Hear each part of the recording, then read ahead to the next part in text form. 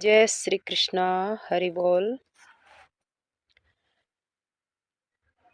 राजा जनक को श्री योगेश्वर कवि जी भक्ति के बारे में समझाते हुए कहते हैं कि हे राजन, जिस प्रकार से कोई दौड़ता है और दौड़ते दौड़ते उसको चांदनी रात में रस्सी का टुकड़ा पड़ा हुआ सर्प के जैसे दिखाई देने लगता है, तो उस रस्सी को वो सर्प समझ करके भयभीत हो जाता है, डर लगने लगता है उसको। लेकिन फिर उसको जब पता चलता है कि अरे, ये तो सांप नहीं है, ये तो रस्सी है, तो जैसे हकीकत का पता चलता है तो वह व्यक्ति जोर जोर से हंसने लगता है। उसको हंसी आती है, उसके अज्ञान पर हंसी आती है कि देखो, मैं भी कितना मूर्ख था, मैंने इस रस्सी को ही अज्ञान से सांप समझ लिया। ठीक इसी प्रकार से जब जिस दिन ये जीव नींद की रात से जगेगा, नींद के अंधेरे से, अज्ञान रूपी नींद के अंधेरे से बाहर निकलेगा, ये जगेगा अज्ञान की रात से, माया की इस रात से जब ये जागृत होगा, ज्ञान का प्रकाश होगा, तब इसको पता चलेगा कि ये मेरा शरीर पंचभूतों से रचित, ये शरीर मिथ्या है, अलग है, और मैं आत्मा हूँ। उसमें अहम और ममत्व की कल्पना से संसार थमा हुआ था। इस मिथ्या संसार में मेरा अहमता और ममता होने के कारण ही मैं इस संसार से बंधा हुआ था। फिर मिथ्या से मिथ्या उत्पन्न हुई है, ऐसा अनुभव होते ही वह हंस पड़ता है। ज्ञानी पुरुष कहता है कि भगवान की भक्ति धन्य है, सिद्ध संत होने से और भगवान का आत्म साक्षात्कार होने से। चारों भगवान की जो जीव को मुक्ति देते हैं, वह चारों प्रकार की मुक्ति भी मिथ्या प्रतीत होने लगती है भक्ति के सामने।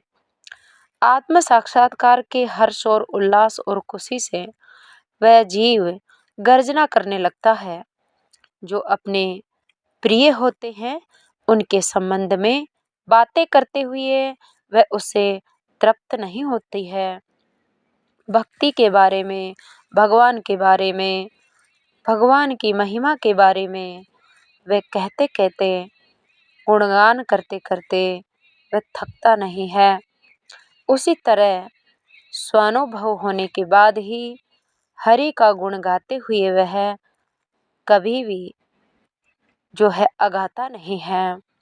हरि के गुण गाते गाते इतने अधिक आनंद में मगन हो जाता है कि वह अपना भान, अपना होश भूल करके नाचना प्रारंभ कर देता है। जब हृदय में हरि का अद्भुत प्रेम प्रकट होने पर जीव की स्थिति हरिमय हो जाती है, तब उसे सर्वत्र हरि ही हरि दिखाई देने लगते हैं, भगवान ही भगवान दिखाई देने लगते हैं। पृथ्वी, जल, अग्नि, वायु, आकाश, इन 5 तत्वों को वह परिपूर्ण रूप से चारों तरफ से भगवान से व्याप्त देखता है। पंच महाभूत आदि जितने भेद उसके अंदर रहता नहीं है, सर्वत्र एकमात्र उसकी दृष्टि में ब्रह्म ही रहता है। केले के वृक्ष की कला उसके पेड़ में, तने में और उसके फल में सर्वत्र व्याप्त रहती है। उसी तरह से पंचभूत आदि सभी पदार्थों में और सभी जगह श्री हरि ऐसे भक्त को दिखाई देने लगते हैं। पृथ्वी स्वयं गंध स्वरूप है, फिर भी कस्तूरी में वह पूर्ण रूप से व्यक्त होती है। गंध पृथ्वी का गुण है, लेकिन वह कस्तूरी के अंदर भी वह पृथ्वी के गंध प्रकट होती है, व्यक्त होती है। उसी प्रकार से भगवान भगवत सत्ता, भगवान की महिमा सर्वत्र है। सर्वत्र होने के बाद भी वह जो भगवान का भजन करते हैं, जिनका अंतःकरण सात्विक है, ऐसे सात्विक लोगों के हृदय में वह भक्ति की गंध विशेष रूप से प्रकट होती है, दृष्टिगत होती है। सज्जन भगवान के भक्त सात्विक लोगों के हृदय में ही भगवत तत्व दिखाई पड़ता है। उस सत्व के कारण सात्विक का महत्व इतना विशेष दिखाई देता है कि वह भगवान के रूप में ही जो है पूजित हो जाता है। यानी जिस भक्त के हृदय में हरि की भक्ति दृढ़ होकर प्रेम तत्व प्रकट होकर प्रेम फल को प्राप्त हो जाता है, वह व्यक्ति का हृदय नारायण स्वरूप हो जाता है। जिस प्रकार से पृथ्वी की गंध सारी पृथ्वी में व्याप्त होने के बाद भी वह कस्तूरी के अंदर प्रकट होती है, उसी प्रकार से श्री हरि सर्वत्र होने के बाद भी अपने भक्तों के हृदय में वह साक्षात्कार से प्रकट रूप में ही रहते हैं।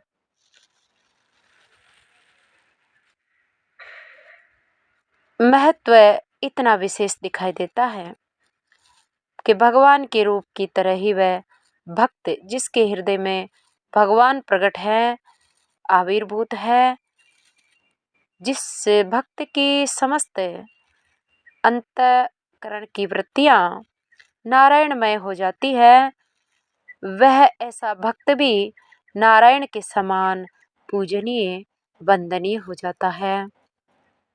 पृथ्वी के चारों ओर अगाध जल राशि है। संपूर्ण पृथ्वी जल से घिरी हुई है, परंतु वह सभी जल सागर में ही है। उसी प्रकार से दसों दिशाएं भगत को देव के अंग की तरह दिखाई देती है। घास, तृण, कुश, दोब, पेड़ और पत्ते देख करके उसे वह भगवान के रोयों की तरह समझ लेता है, क्योंकि संपूर्ण जगत ब्रह्ममय दिखाई देता है ना। जिस प्रकार से अपनी अंगुलियां अलग अलग है, फिर भी एक ही शरीर की वे अवयव है, उसी तरह से भक्त जिस ओर से जो भी देखता है, वह सर्वत्र सर्वत्र हरि को ही देखता है। उसी तरह चैतन्य में से अनेक प्रवाह नदी की तरह निकलते रहते हैं, फिर भी वे भक्त सब चैतन्य घन ही है। भगत को जगत में भिन्नता दिखाई नहीं देती, उसे सभी एक समान ही दिखाई पड़ते हैं। इसलिए चींटी, गाय, गधा, चांडाल, कुत्ता सभी को अनन्य भाव से भक्त नमन करता है। भक्त ब्राह्मण को ही नहीं, गधे को भी उसी भावना से उतना ही नमस्कार करता है जितना वह उच्च श्रेष्ठ को करता है, क्योंकि ऐसे सिद्ध भक्तों को सर्वत्र एकमात्र उनकी दृष्टि में नारायण रह जाता है। पत्थर आदि स्थावर जंगम सभी वस्तुओं को वह एक ही भाव से नमस्कार करने लगता है। उसमें इस प्रकार की ब्रह्म एक के भावना उत्पन्न हो जाती है। हे राजा जनक, हरि का नाम सुमिरण और कीर्तन करने से भक्तों को एकाएक इतनी बड़ी फल की प्राप्ति किस प्रकार से होती है, उसका मैं कारण बताता हूँ। सुनिए। यथाविधि श्री हरि का पूजन करें, हरि की महिमा को श्रवण करें, हरि की महिमा का गुणगान और कीर्तन करें, और समय पर पूर्ण और अखंड ब्रह्म एक की भावना धीरे धीरे उत्पन्न होने लगती है। ये सभी भक्ति के अंग है। जब कोई जीव इन भक्ति के समस्त अंगों को अपनाता है अपने जीवन में, तो उसके हृदय में धीरे धीरे सर्वत्र ब्रह्म दृष्टि विस्तृत होने लगती है। सर्वत्र ब्रह्म की अनुभूति उसे होने लगती है। पूजा आदि का समुचित फल उसे पूर्ण रूप से प्राप्त होने लगता है। जो जो हम भगवान की पूजा करते हैं, नाम जप करते हैं, सत्संग ध्यान गुणगान जो कुछ भी करते हैं, उसका असली फल यही है कि उस जीव को, उस भक्त को सर्वत्र कण कण में व्याप्त हरि का दर्शन होने लग जाए, सर्वत्र हरि की अनुभूति होने लग जाए, समस्त प्राणियों में बैठे हुए परमात्मा को वो साक्षात्कार से दृष्टिगोचर होने लग जाए उसके। यही सब साधनों का फल है। पूजा आदि का समुचित फल पूर्ण रूप से उसे प्राप्त हो जाता है जब उस भगत की ऐसी स्थिति हो जाती है। जो स्थिति मोक्ष योगियों को अनेक जन्मों में नहीं मिलती, वह श्री हरि का नाम सुमिरन करने वाले को एक जन्म में ही प्राप्त हो जाती है।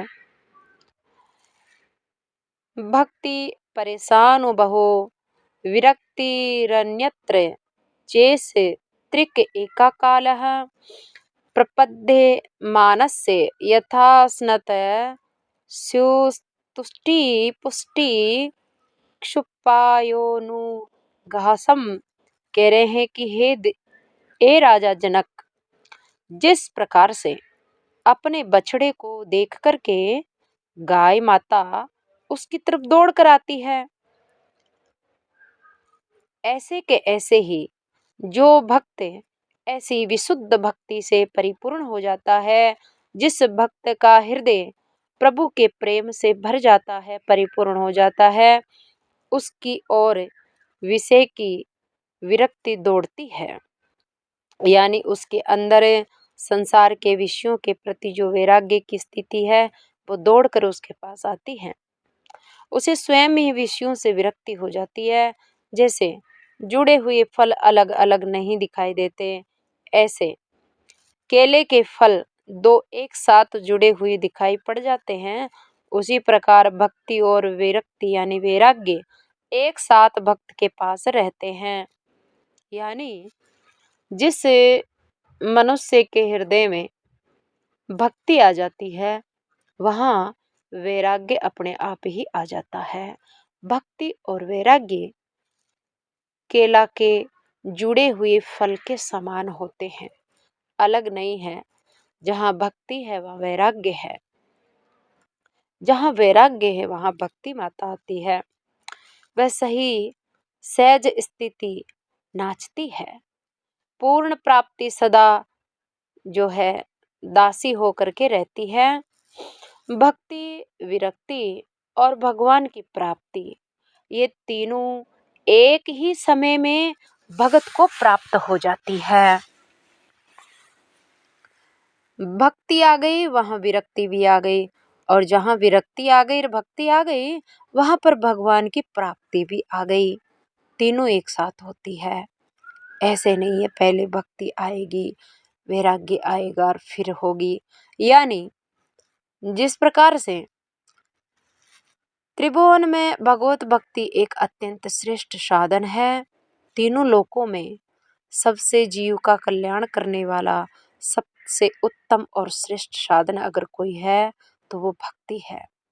जिस प्रकार भूखे के सामने 6 रस से युक्त पकवान की थाली परोस कर रख दी जाए और वह प्रत्येक कोर में तुष्टि, क्षुधा निवृत्ति, संतोष तीनों ही उसको एक साथ ही प्राप्त करता है। भाई, किसी व्यक्ति को जोरदार की भूख लगी है, उसके सामने भोजन रख दिया, अब वो भोजन खाने लगा, पाने लगा, तो एक एक गास जैसे ही एक एक कोर उसके मुंह में जाएगा, पेट में जाएगा, तो 3 चीजें एक साथ होगी। क्या? पुष्टि, यानी भोजन उसके पेट में जाते ही उसके शरीर को पोषण मिलेगा। क्षुधानिवर्ती, उसको जो भूख लग रही थी वो भूख भी उसका भी निवारण होने लगेगा। और उसको भूख लगने के कारण शरीर में एक असंतोष हो रखा था शक्तिहीनता का, तो उसके अंदर भोजन पेट में जाते ही उसकी आत्मा को संतोष, एक तृप्ति भी होने लगेगी। तो भूखा व्यक्ति जब भोजन करता है तो पुष्टि यानी पोषण, क्षुधा निवृत्ति यानी भूख का निवारण, संतोष, ये तीनों एक ही साथ होते हैं, थोड़ी थोड़ी देर के बाद नहीं होता है। तो उसी प्रकार से जब भगत के अंदर भक्ति आती है, जो जो भक्ति आती है वैराग्य भी आता है, और वैसे वैसे ही भगवान की अनुभूति भी उसको होने लगती है। भक्ति में जो जो भक्त अधिक लीन हो जाता है तो उसकी विरक्ति भी बढ़ जाती है। इन दोनों की पूर्ण स्थिति प्राप्त होते ही भगवान की प्राप्ति हो जाती है। भोजन करने के स्वाद से चित्त प्रसन्न होकर अंगों में बल की वृद्धि हो जाती है। यानी हमारे पेट में जब भोजन जाता है तो भोजन जाते ही हमारे शरीर में बल बढ़ जाता है। भगत भी सद्भावना से जब भक्ति करता है तो उसको विषयों में, जो संसार के पदार्थ है, संसार के विषय हैं, उनके प्रति जीव का जो आकर्षण है, उन विषयों की, उन पदार्थों से सुख लेने की जीव के अंतःकरण में जो एक आवश्यकता है वो भी मिटने लगती है, विषयों से विरक्ति होने लगती है। भक्ति रस का आनंद बढ़ने लगता है। विषयों से उसे पूर्ण वैराग्य जब हो जाता है तो ऐसी स्थिति में भक्ति भी पूर्णता को प्राप्त हो जाती है। जितने संसार के पदार्थों के प्रति आकर्षण, मोह, राग और संसार के पदार्थों से सुख लेने की कामना जितनी ज्यादा कम होती जाती है, उतनी ही उस जीव के अंदर प्रभु के प्रति प्रेम, भक्ति बढ़ने लगती है। और जब ये पूर्ण वैराग्य हो जाता है, विरक्ति हो जाती है, यानी संसार के पदार्थों से सुख लेने की जो वासना, जो इच्छा है, वो पूर्ण रूप से जब मिट जाती है, तब भगत को तुरंत ही उसी समय, उसी क्षण, उसी पल उसको भगवान की प्राप्ति हो जाती है। सभी भूतों में भजन युक्त प्रेम का उत्पन्न होना, यही भक्ति की पूर्ण स्थिति है।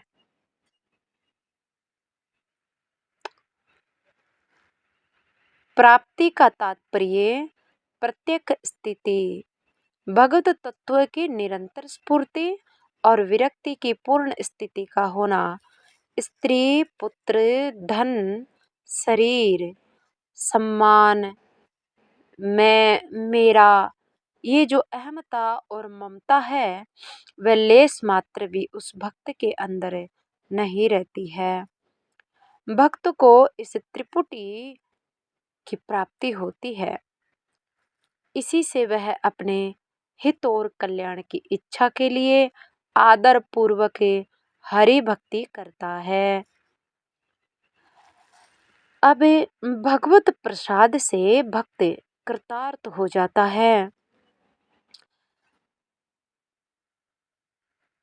जब भक्त के हृदय में भगवान का जो प्रेम रस प्रकट होता है, जीव उस प्रेम रस को प्राप्त करता है, प्रभु का साक्षात्कार करता है अपने अंतःकरण में, वही भगवान का प्रसाद माना जाता है।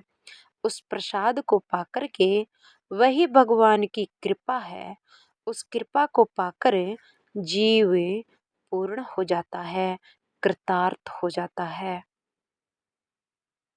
ऐसा नवयोगेश्वरों में से श्री कवि जी ने राजा जनक को भक्ति के बारे में समझाया।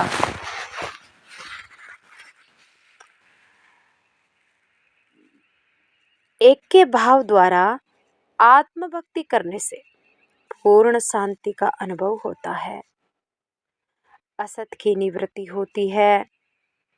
यानी जब भक्त भजन करते करते उसकी स्थिति इस लेवल पर पहुंच जाए कि उसको ऐसा अनुभव होने लगे, ऐसा दिखने लगे कि सारा जगत एक ही है, सब में एक ही तत्व समाया है, संपूर्ण जगत ईश्वर का ही स्वरूप है, ऐसा एकत्व की भावना जब पूर्ण रूप से भगत को अनुभव होने लगती है, उसी समय उसके अंतःकरण में जो असत की सत्ता है, मिथ्या जगत की जो सत्ता है, उसकी निवृत्ति हो जाती है, मिथ्या संसार समाप्त हो जाता है, भक्तों को परमानंद की प्राप्ति हो जाती है। ऐसा भगवत भक्त धन्य है। भक्त की इंद्रियां विषयों को भोगती है, फिर भी उसकी विरक्ति स्थिर रहती है। भगत की इंद्रियां विषयों को भोगती है, इसका मतलब क्या है कि वो भक्त जो संसार से पूर्ण विरक्त होकर अपने अंतःकरण में परमात्मा का साक्षात्कार कर लेता है, भगवान को प्राप्त कर लेता है, लेकिन फिर भी वह रोटी खाता है और कानों से संसार को सुनता भी है, पैरों से चलता भी है और संसार को भी चलाता है। तो कहने का मतलब उसकी इंद्रियां संसार के सभी पदार्थों का उपयोग कर रही है। तो इंद्रियों के द्वारा संसार के पदार्थों का जो उपयोग किया जाता है उसको भोग कहते हैं। तो कहने का मतलब उसकी इंद्रियां, भगत की इंद्रियां संसार के विषयों को भोगती है, लेकिन भोगने के बाद भी वो जो है आसक्त नहीं रहती, विरक्त रहती है, विरक्त रहती है, अलिप्त रहती है। क्यों? क्योंकि अज्ञानी जीव भोजन करता है, तो अज्ञानी जीव भी भोजन इसी मुंह से करता है, इसी जीभ से करता है, लेकिन वो उस भोजन से स्वाद लेने की दृष्टि से भोजन कर रहा है।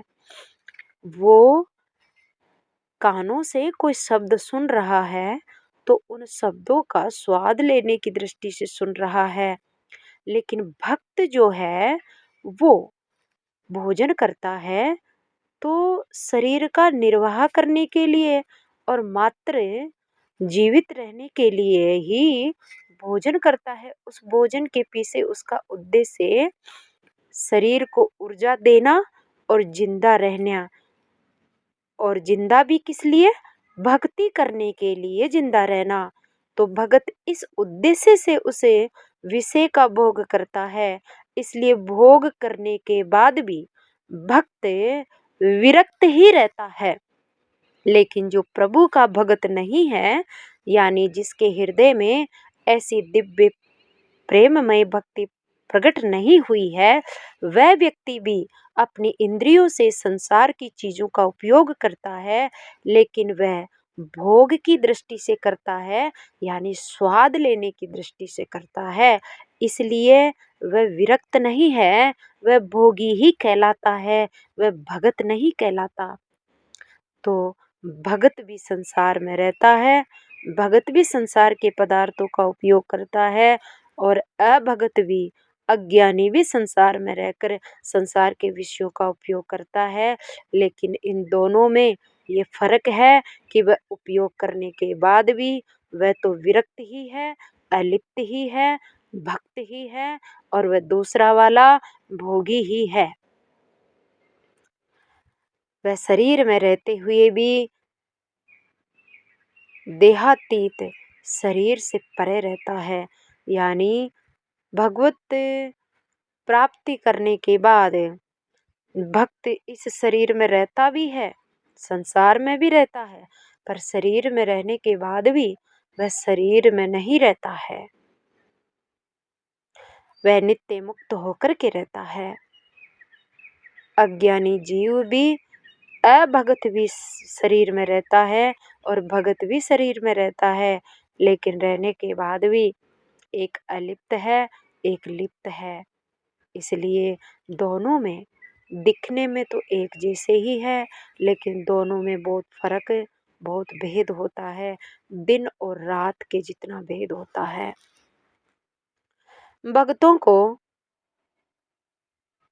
भागवतों की महिमा बहुत ही अनुपम है।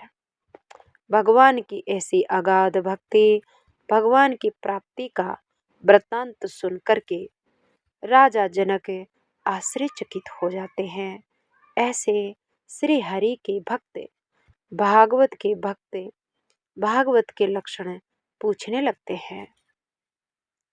तो राजा जनक को नवयोगेश्वरों में से बड़े श्री कवि जी ने, राजा जनक का पहला प्रश्न था कि भक्ति के लक्षण क्या है, यानी भक्ति कैसी होती है। तो भक्ति के लक्षण, भक्ति के बारे में जनक जी को कवि जी ने समझाया। अब राजा जनक का दूसरा प्रश्न है कि जिन जीवों के अंदर श्री हरि की ऐसी भक्ति आ जाती है, दिव्य भक्ति प्रकट हो जाती है, उन भक्तों का लक्षण क्या है। अथम भागवतम ब्रूत यधर्मो यादृशो नृणाम यथा चरति यद ब्रूते येर लिंगेर भगवत प्रियः। भगवान के प्रिय भक्तों का लक्षण कैसा है महाराज बताइए। भक्तों को ब्रह्म की प्राप्ति सरल है, ये सुनकर के संतोष प्राप्त करके विदेह प्रश्न करते हुए राजा जनक प्रश्न करते हैं, हे स्वामी, जिस भक्त को पूर्णता प्राप्त हो गई है वह कैसा व्यवहार करता है, उसका धर्म, उसका कर्म क्या है, उसके हृदय में श्री हरि को स्थिर रख कर के जो कुछ वह बोलता है, चलता है, खाता पीता है और उसका कार्य कैसा रहता है। तो भगत का रहस्य मुझे समझाइए। प्रभु की कृपा प्राप्त भक्त किस प्रकार से, किस स्थिति में वह श्री हरि को प्रिय होता है, मुझे कृपया करके ये समझाइए। जनक के इस प्रश्न को सुनकर के मुनीश्वर संतुष्ट हो जाते हैं। कवि के छोटे भाई दूसरा नंबर के जो योगेश्वर जी है, जिनका नाम है हरि, राजा जनक के इस दूसरे प्रश्न का उत्तर देते हैं। हरि जी उत्तर देने के लिए वे आगे बढ़ जाते हैं। हरि इस नाम के वृषभपुत्र नीचे के 3 श्लोकों को द्वारा राजा को पहले भगवान का भक्त किस प्रकार धर्म में तत्पर होता है, इस प्रश्न का उत्तर देते हुए कहते हैं। हरि जी कह रहे हैं, सर्वभूतेषु यः पश्येद भगवत भावनात्मनः भूतानि भगवत्यात्मने से भागवतोत्तमा। हे राजा जनक, वह भक्त जिसने श्री हरि को प्राप्त कर लिया है, वह समस्त भूत प्राणी मात्र में भगवान का एकत्व देखता है। भगवान में समस्त भूत प्राणियों को देखता है और वह सबको अपने शरीर में देखता है। भगवान की तरह जो सबको देखता है वही सर्वश्रेष्ठ भक्त कहलाता है।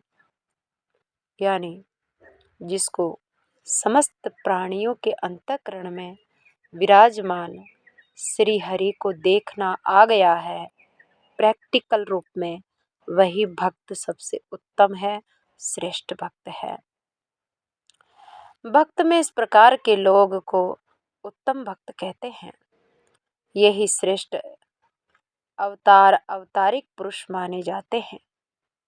यानी सर्वत्र समस्त प्राणियों में जो भी भक्त परमात्मा को, ब्रह्म को साक्षात रूप में देखता है, सारा जगत जिसको नारायणमय दिखता है, ऐसे महापुरुष अवतारी महापुरुष माने जाते हैं। वो सामान्य नहीं होते हैं। योगियों में वे अग्रगण्य होते हैं, ज्ञानियों में वे ज्ञानियों में शिरोमणि होते हैं, सिद्ध पुरुषों में वे मुकुटमणि होते हैं।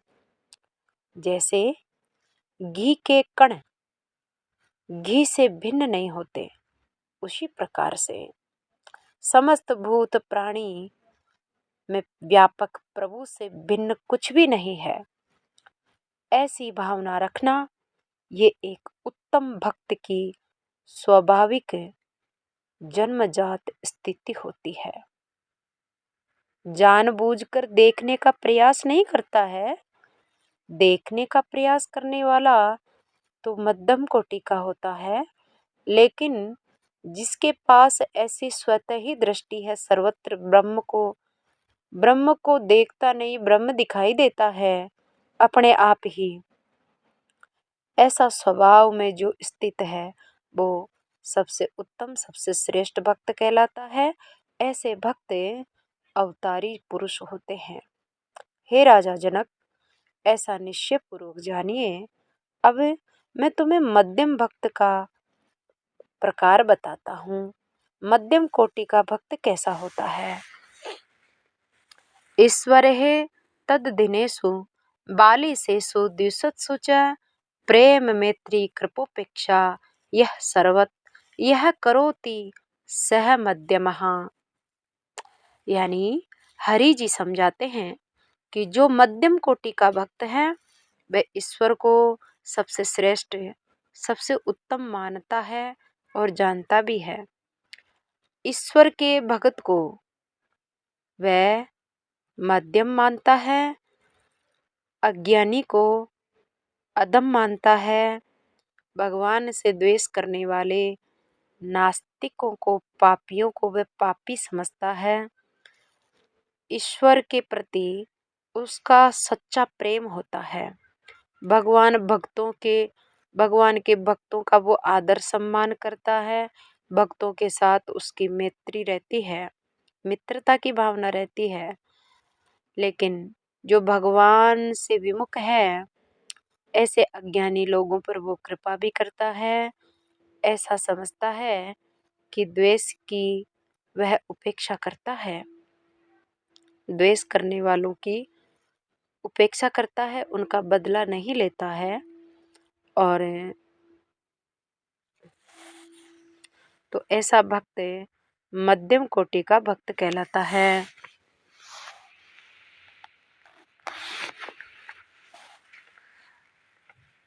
अब अर्चायामेव हरे पूजाम यह श्रद्धेहते न तद्भक्तेषु चान्येषु स भक्तः प्राकृत स्मृतः।